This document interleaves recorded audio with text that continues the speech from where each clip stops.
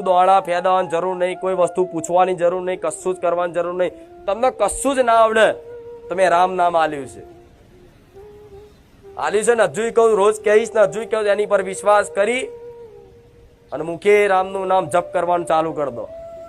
લખાય એટલા રામ નામ લખો અને 24 કલાક રામનું નામ, ભલે 24 કલાકમાંથી કદાચ અડધો કલાકે કોઈ કદાચ રામ નામ પાછળ હાલશે ને તોય માતા એવું કહીશ, આવા કાળા કળિયુગમાં આ સમયગાળામાં એનું કલ્યાણ પાક્કું ને અને હું મેરડી કરી આલીશ.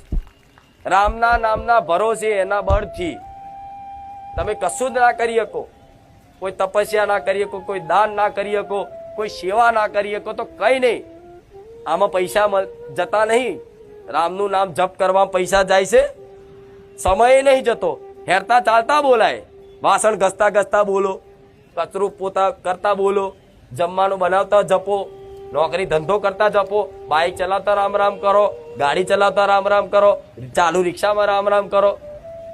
એમાં જે ટાઈમ જાય છે, પૈસા બગડે છે, નહીં જતો ને તો બસ અમથા 24 કલાક બસ એક અભ્યાસ બનાવો. આપે રૂપે ખાલી 2 અક્ષરના નામમાં તમારી ચામુંડા, તમારી મહાકાળી, તમારી હરસિદ્ધિ, બહુચર, સધી, મેલડી, જે ગણો બધા 33 કોટી દેવી દેવતાઓ, બ્રહ્મા વિષ્ણુ ને મહેશ, બધા ખાલી 2 અક્ષરના રામ નામમાં સમાયેલા છે.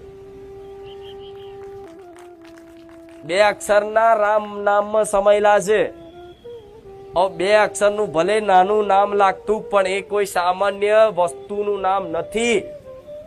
એને ખાલી અમથું નામ ના સમજશો કે રામ બોલવાથી શું થશે. તે કોઈ વસ્તુનું નામ નથી, એ કોઈ વ્યક્તિનું નામ નથી.